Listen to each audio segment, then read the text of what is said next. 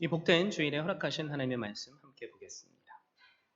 빌립보서 4장 4절 말씀입니다. 주 안에서 항상 기뻐하라. 내가 다시 말하노니 기뻐하라. 아멘.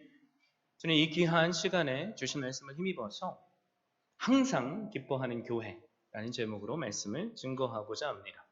우리가 이 세상에 살면서요, 날마다 울고 슬퍼하고 싶은 사람은 단 한 사람도 없을 겁니다. 여러분도 마찬가지죠. 우리는 슬픔이 아니라 할 수만 있다면 모든 상황에서 기뻐하길 원합니다. 그런데 감사한 것이 뭔지 아십니까?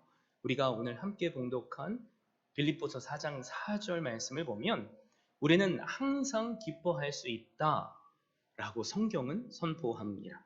그것도 한 번이 아니라 두 번씩이나 강조하시면서 말이죠. 주 안에서 항상 기뻐하라. 내가 다시 말하노니 기뻐하라. 여러분, 그런데 이 말씀의 진짜 의미가 뭔지 아십니까? 이 말씀은 우리는 항상 기뻐할 수 있지만 그렇지 못한 삶을 살 때가 너무나도 많다는 것을 반전으로 보여주시는 말씀입니다. 예를 들면 이런 거죠. 공부를 열심히 하는 자녀에게 부모된 나는 공부해라 말을 하지 않죠. 그런데 우리가 언제 공부하죠?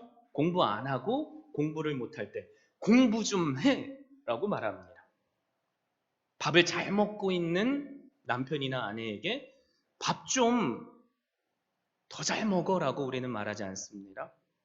언제 밥 먹으라고 합니까?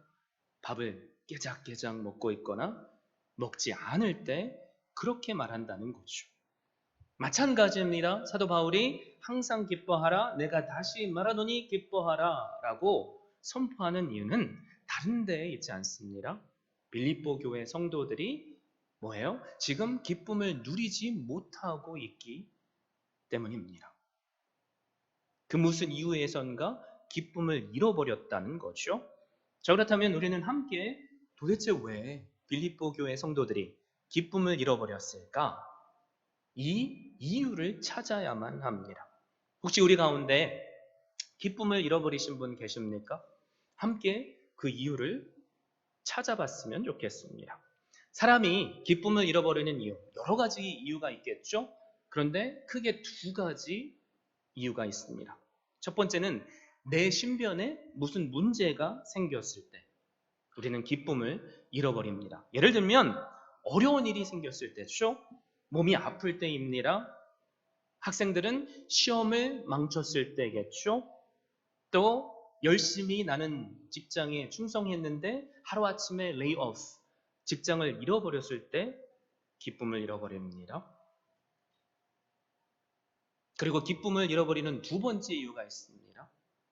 그거는 바로 관계에 문제가 생겼을 때입니다.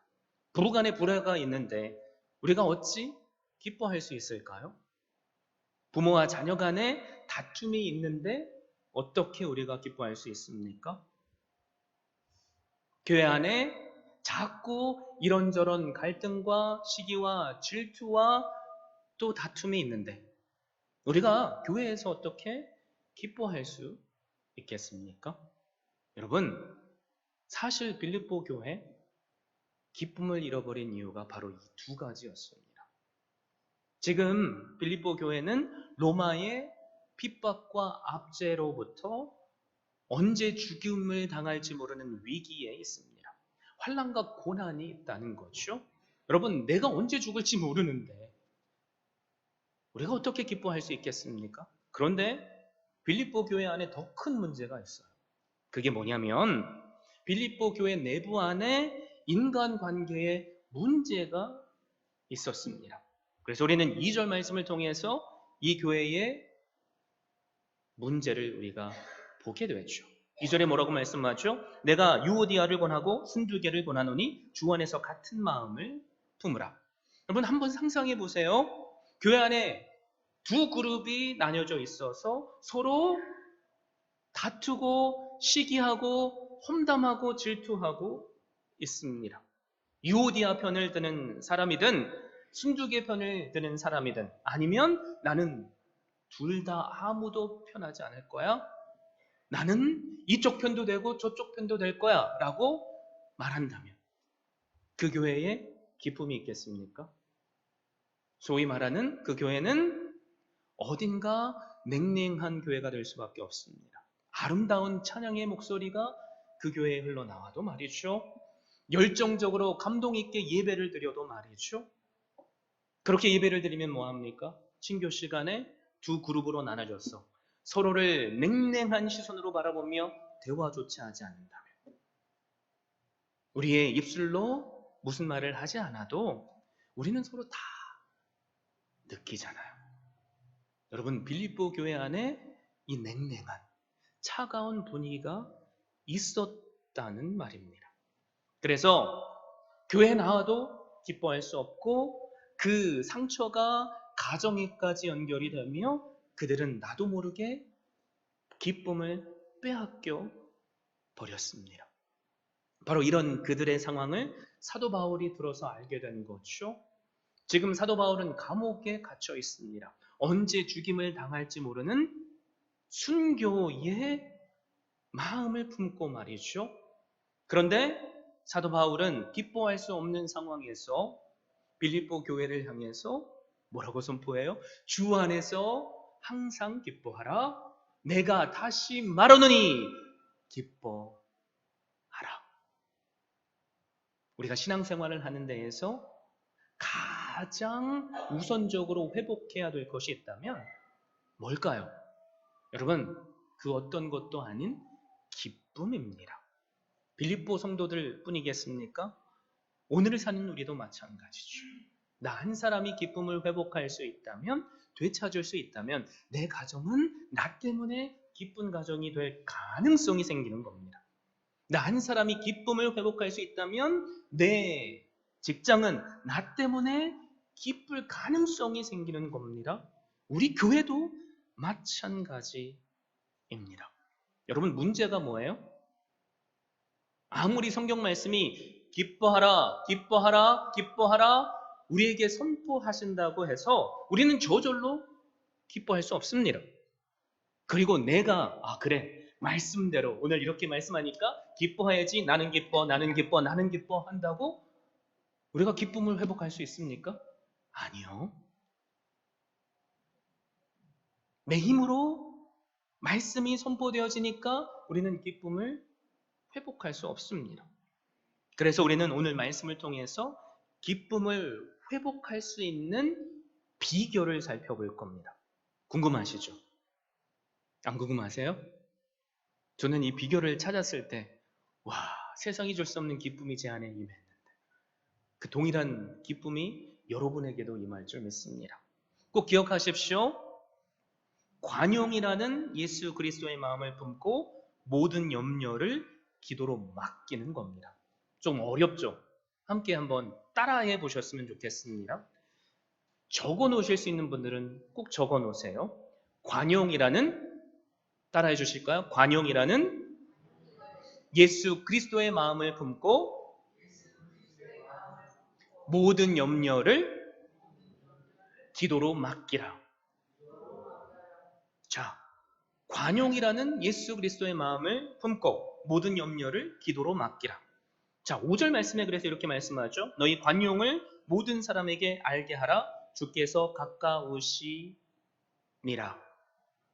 빌립보 성도들이 기쁨을 잃어버린 가장 큰 이유가 뭐냐면 관계의 문제라고 했죠. 그런데 갈등이 생긴 이유는 사실 다른 데 있지 않습니다. 그들이 한 마음을 품지 못해서 그렇습니다. 그래서 우리는 빌립보서를 통해서 사도 바울이 이곳저곳에서 반복적으로 예수 그리스도의 마음을 품으라, 한 마음을 품으라 라고 선포하는 말씀을 보게 되는 거죠. 여러분, 예수 그리스도의 마음을 품는 것 우리의 소원이잖아요. 한 마음을 품는 것 우리가 다 하고 싶은 거잖아요. 근데 왜 우리는 그걸 못하죠? 예수 그리스도의 마음이 뭔지는 알겠는데 한 마음을 품는다는 것이 뭔지는 알겠는데 사실 이게 너무나도 애매모호해서 우리가 실제로 어떻게 순종해야 할지를 몰라서 그렇습니다. 그 방법을 우리가 정확하게 알고 있다면 그렇게 순종하게 하겠죠. 그래서 예수 그리스도의 마음, 우리가 품어야 할 한 마음은 사실 관용의 마음입니다. 빌립보 교회 상황을 보십시오. 성도들 가운데 관용의 마음이 없기 때문에 그들은 한 마음을 품을 수 없었습니다. 그러니까 어떻게 돼요? 갈등하게 되죠. 그 갈등은 그들의 기쁨을 빼앗아 버렸습니다. 자, 그렇다면 관용, 의미가 뭘까요? 사전적인 의미는 너그럽게 용서하고 받아들이는 것. 바로 이게 관용입니다. 여러분, 관용이란 상대방의 실수나 잘못을 너그럽게 받아들이고 용서해주는 마음을 뜻합니다. 쉽잖아요? 여러분, 그런데 이 관용이 예수님의 마음이라는 것 아십니까? 우리는 주님 앞에 설 수 없는 주인들이에요. 그냥 우리를 하나님께서 내버려 두시면 우리는 죽을 수밖에 없는 존재들입니다. 그래서 우리에게 주실 가장 큰 형벌이 뭐예요? 그냥 내버려 두시는 것. 그런데 주님은 우리를 관용으로 감싸 주셨습니다. 우리가 아직 죄인 되었을 때에, 우리가 내가 죄인임을 깨닫지 못했을 때에 하나님 아버지께서 예수 그리스도를 우리에게 보내주셨습니다. 그리고 그 예수님은 우리의 범죄함 앞에 그분을 십자가에 달아 죽이라는 모욕적인 말 앞에 그분 앞에 침뱉고 그리고 모진 고통을 주는 사람들 앞에 관용으로 사랑을 베푸셨습니다. 그래서 베드로전서 2장 21절에서 25절 말씀은 이렇게 말씀하는 거예요. 이를 위하여 너희가 부르심을 받았으니 그리스도도 너희를 위하여 고난을 받으사 너희에게 본을 끼쳐 그 자취를 따라오게 하려 하셨느니라. 그는 죄를 범하지 아니하시고 그 입에 거짓도 없으시며 욕을 당하시되 맞대어 욕하지 아니하시고 고난을 당하시되 위협하지 아니하시고 오직 공의로 심판하시는 이에게 부탁하시며 친히 나무 위에 달려 그 몸으로 우리 죄를 감당하셨으니 이는 우리로 죄에 대하여 죽고 의에 대하여 살게 하려 하심이라. 그가 채찍에 맞음으로 너희는 나음을 얻었나니 너희가 전에는 양과 같이 길을 잃었더니 이제는 너희 영혼의 목자와 감독 되신 이에게 돌아왔느니라. 우리를 향하신 예수님의 마음이 뭐라고요? 십자가를 지시고 우리를 대신해서 희생하신 관용의 사랑입니다. 사랑하는 성도 여러분, 빌립보 교회 갈등한 이유가 무엇입니까? 이 관용의 사랑을 잃어버려서 그렇습니다. 그래서 한 가정에, 한 교회에, 그리고 한 공동체에 부흥은 어디에서 결정이 나냐면 예수 그리스도의 마음을 품고 관용을 베푸는가 그렇지 못하는가에서 결정이 됩니다. 유오디 아나 순두개 둘 중에 한 사람이라도 먼저 서로를 찾아가서 잘못했다고 고백했다면 교회가 두 그룹으로 나눠져서 쟤네가 잘못했네 아니 니네가 잘못했네 갈등할 필요가 없겠죠. 여러분 그런데 관용을 베풀지 못하면 한 사람의 문제가 나도 모르게 교회의 전체의 문제가 됩니다. 문제의 말들이 계속해서 나오는데 당사자들이 아니면 그 문제를 해결할 수 없는 난제가 되어버립니다. 나는 잘못한 것이 없는데 지가 먼저 와야지 이렇게 생각할 수 있죠. 여러분 그런데 내가 먼저 가서 사랑으로 그 사람을 감싸주면 그 사람의 입술에는 용서를 구하는 말이 고백되어집니다. 이게 관용의 힘이에요. 그래서 우리가 품어야 할 예수 그리스도의 마음이 뭡니까?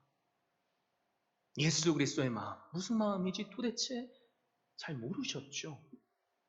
어떤 마음입니까? 너그럽게 상대방의 잘못을 이해하고 용서해 주는 것.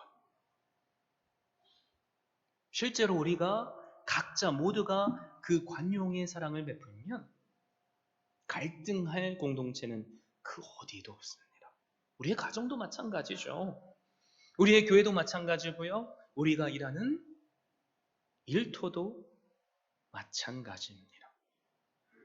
관용이 뭐라고 했죠? 예수님의 마음을 품고 너그럽게 용서하고 받아들이는 것. 여러분, 그런데 그 관용의 사랑을 베풀기 위해선 항상 언제나 우선되어져야 하는 게 있어요. 그게 뭐냐면 우리가 예수 그리스도를 믿는 믿음입니다. 믿음이 없으면 예수 그리스도의 마음을 어떻게 품어요? 믿음이 없는데 내가 먼저 어떻게 다가가서 관용의 사랑을 베풀겠습니까? 예수 그리스도의 그 십자가의 사랑을 우리가 깨달았을 때 한번 생각해 보세요. 세상이 줄 수 없는 기쁨이 우리 안에 분명히 있었을 겁니다. 만약에 그 기쁨을 아직 깨닫지 못했다면 내 신앙에 문제가 있다는 것을 이 시간 생각하시고, 이 시간 그 무엇보다도 예수님을 나의 구주로 영접하며 그것을 통해서 나에게 주시는 평안과 기쁨을 누리시길 바랍니다. 여러분, 그런데 예수님을 믿었던 그때도요, 지금보다도 더 어려운 삶을 우리가 살았어요. 고난된 삶을 살았다니까요. 내 남편은 여전히 나를 핍박하고 내 자녀는 여전히 공부하라고 하면 에이씨, 공부하려고 했는데 엄마가 하라고 해서 안 해. 이렇게 얘기하는 일들이 일어났다니까요. 그런데 그때는 우리 기뻤잖아요. 왜 그럴까요? 기쁨은요, 되게 주관적이에요. 그게 무슨 말이냐면 내가 하늘문을 열어주셔서 나에게 부어주시는 감당할 수 없는 하나님의 사랑을, 기쁨을 누리고 있다면 옆에서 무슨 욕을 하든 내 기쁨을 절대로 빼앗기지 않습니다. 여러분, 그런데 내가 하나님의 은혜를 조금도 못 누리고 있잖아요. 그러면 내 남편이 하는 일마다 다 꼴보기 싫어요.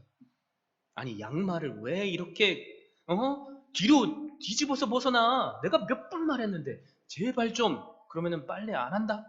이런 생각이 들고요. 여러분, 그런데 기쁨이 내 안에 넘치면 어떻게 되는지 아세요?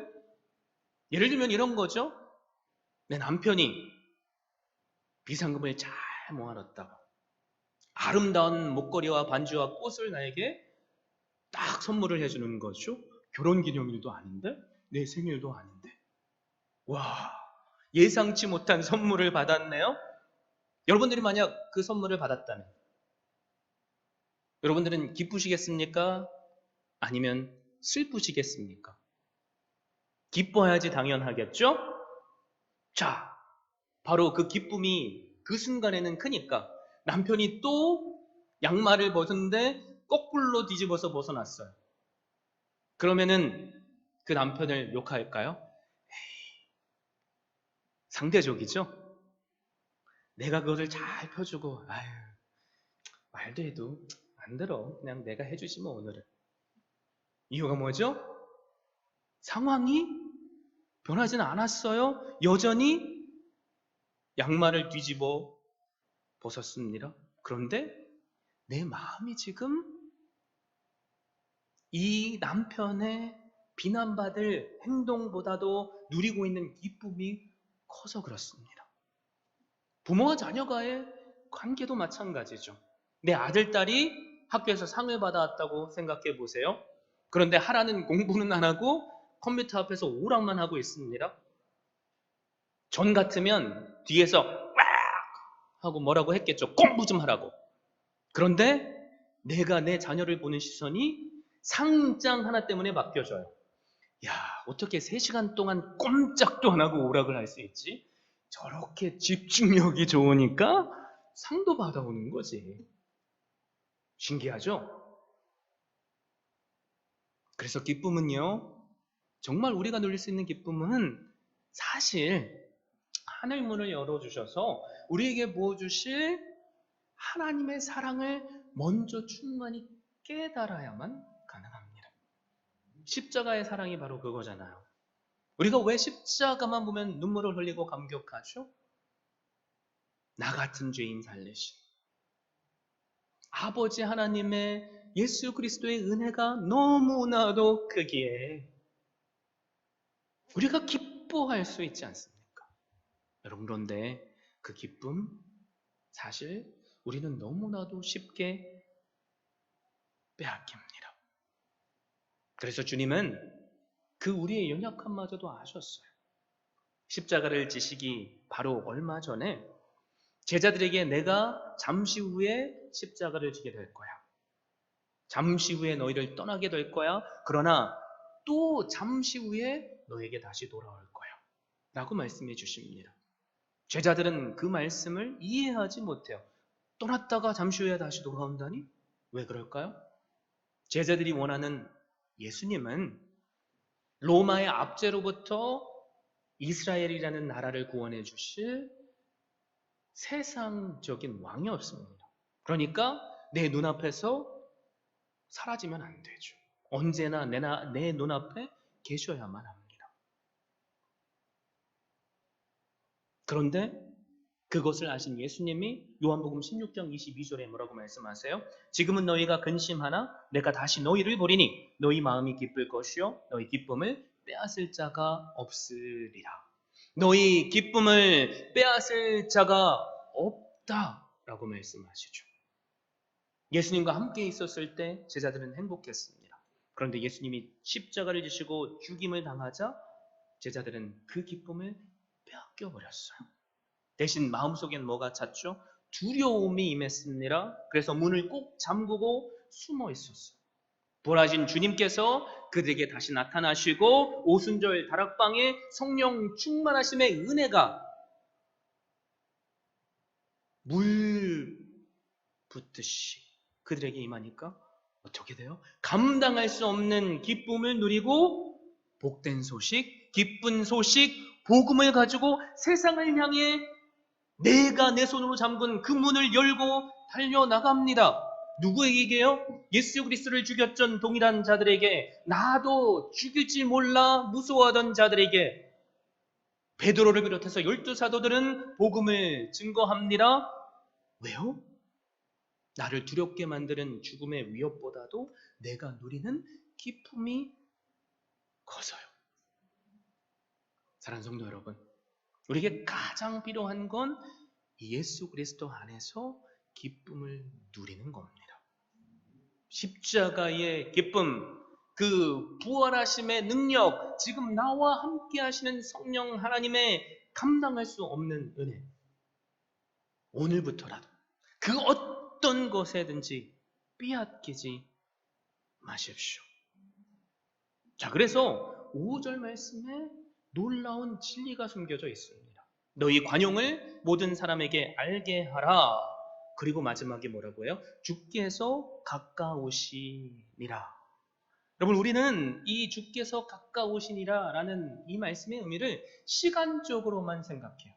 그래서 많은 분들이 말씀을 들으면서 그래, 세상이 악하니까 주님께서 장차 재림하실 시간이 가까워 오는 거야 라고 이해하죠.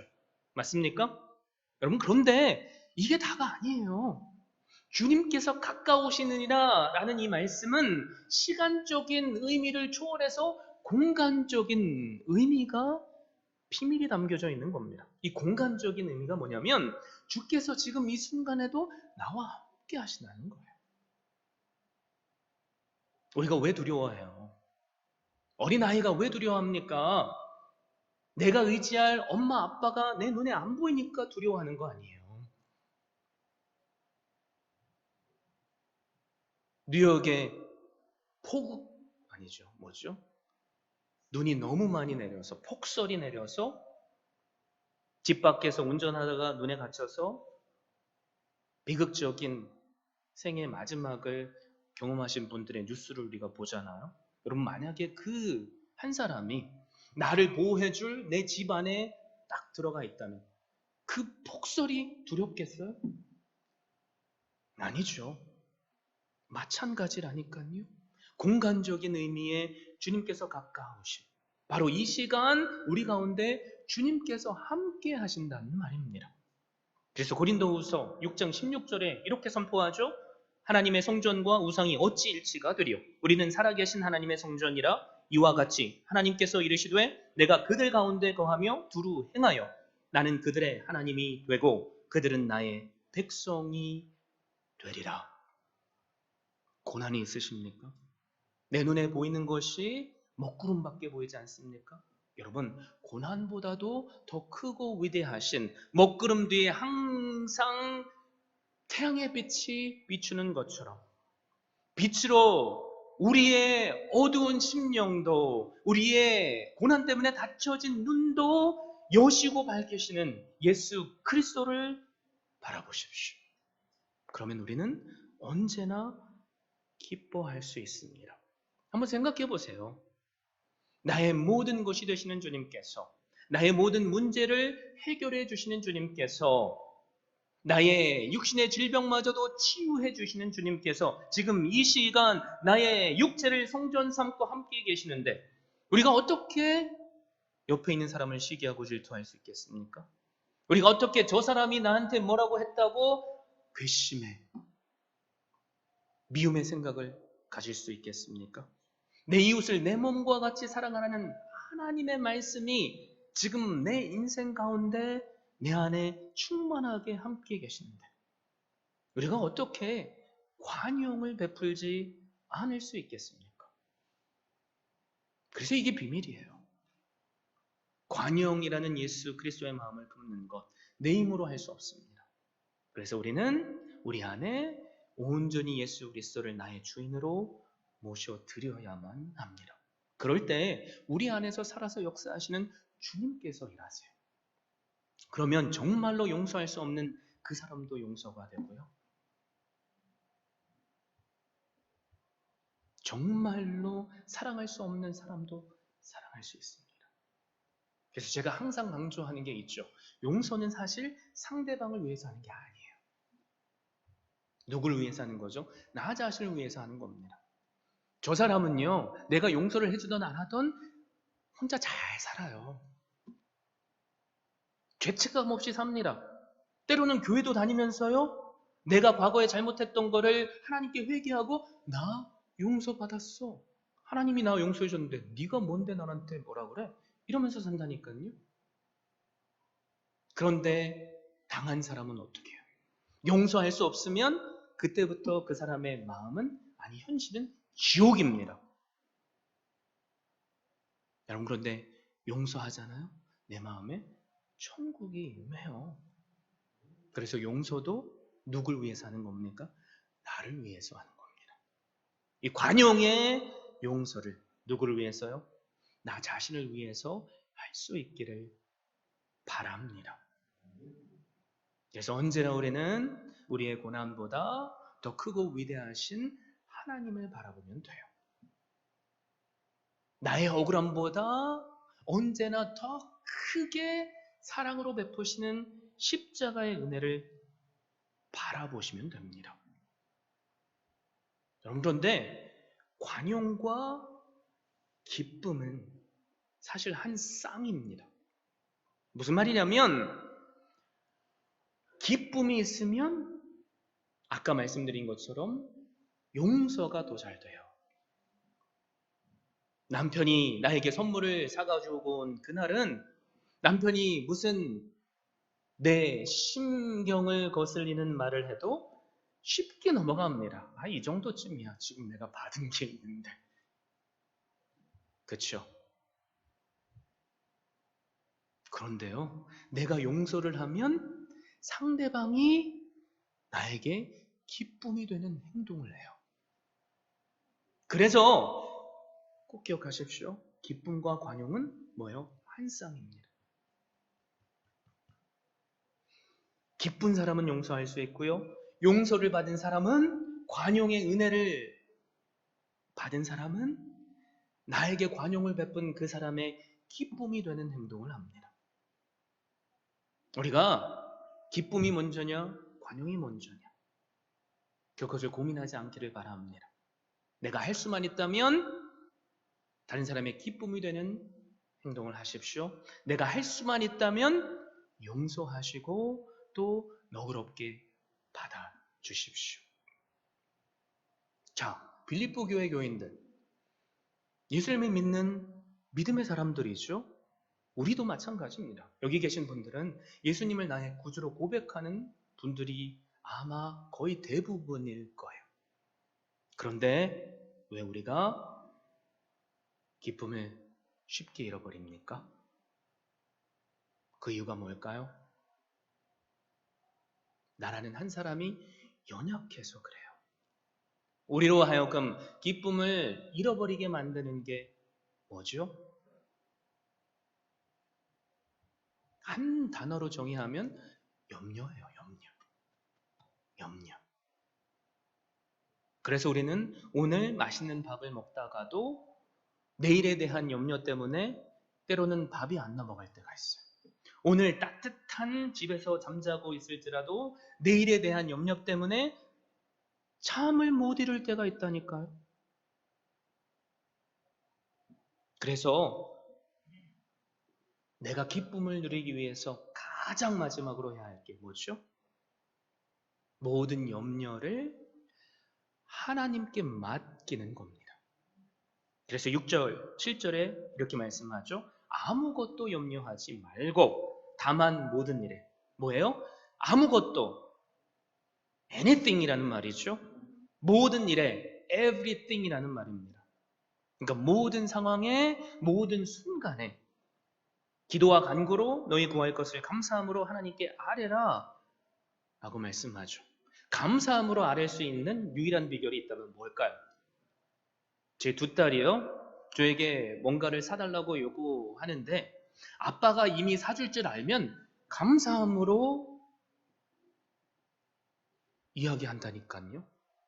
그런데 아무리 생각해도 아빠가 안 사줄 것 같으면 감사함으로 이야기하지 않습니다. 감사함으로 아뢰라 뭐예요? 하나님께서는 우리의 기도를 들으실 줄 알고 먼저 받은 줄 알고 아뢰라는 말입니다. 자, 그렇게 되면 어떻게 되죠? 7절 그리하면 모든 지각이 뛰어난 하나님의 평강이 그리스도 예수 안에서 너희 마음과 생각을 지키시리라. 여기서 가장 중요한 건 뭐냐면 응답해 주실 거야 그 말이 아니에요. 뭘까요? 그리스도 예수 안에서 너희 마음과 생각을 지키신다는 말입니다. 내가 아무리 고난된 상황에 있을지라도 내가 지금 누리고 있는 그 기쁨을 빼앗기지 않게 지켜주신다니까요. 그래서 진짜 믿음은 모든 일에 형통하고 잘 되는 게 아닙니다. 직장을 잃어버리셨습니까? 그러면 우리는 하나님께 직장을 잃어버렸으니 직장을 주십시오라는 기도만 드리면 안 돼요. 직장을 주실 때까지 나에게 허락하시는 동행하시는 하나님의 기쁨도 누리게 해주십시오라고 기도하셔야만 합니다. 왜 그럴까요?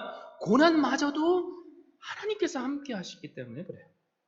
근데 우리는 저를 비롯해서 어떻게 기도하죠? 뭔가가 없어지면 이거 주세요. 뭔가가 잘 안 되면 이거 되게 해주세요. 여러분, 그 기도에 하나님이 어디 계세요? 하나님을 이용하려는 나만 있을 뿐이죠. 그러나 잘 안 될지라도 하나님, 나와 동행하시며 내가 하나님과 함께 동행함으로 누리는 그 기쁨을 빼앗기지 않게 하여 주십시오. 이렇게 기도할 수 있다면 우리는 하나님을 소유한 그분의 백성이 됩니다. 뭘까요? 내가 원하는 직장, 내가 원하는 것이 아니라 모든 만물의 소유자 되시는 하나님이 우리의 것이 되신다니까요. 바로 그래서 우리에게 가장 필요한 것은 뭡니까? 함께 하시며 우리의 마음을 지켜주시는 은혜. 자, 우리가 항상 기뻐할 수 있는 비결 뭐라고 했죠? 꼭 외우시라고 했는데 그리고 적어놓으라고 했는데 뭘까요? 함께 우리 고백해 볼까요? 관용이라는 예수 그리스도의 마음을 품고 모든 염려를 기도로 맡기라. 사랑하는 성도 여러분, 2023년 우리에게 하나님께서 좋은 소문을 내는 교회라는 비전을 주셨습니다. 좋은 소문이 나기 위해서는 뭔가를 하는 것이 아니라 우리가 그분 안에서 기뻐해야만 합니다.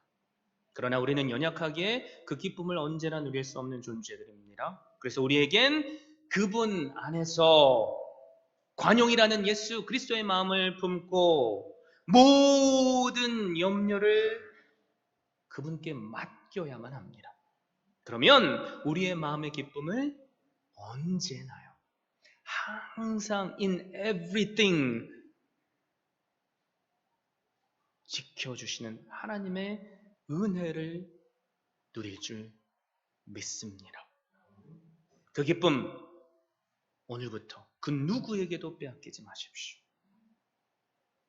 관용의 자리에 서십시오. 기쁨의 자리에 서십시오. 모든 기도와 간구로 염려를 지켜주시는 그 자리에 서십시오. 그럴 때 우리로 기쁨을 누리게 하시는 살아계신 하나님의 능력이 기적이 되어 매 순간 우리에게 임하게 될 줄 믿습니다.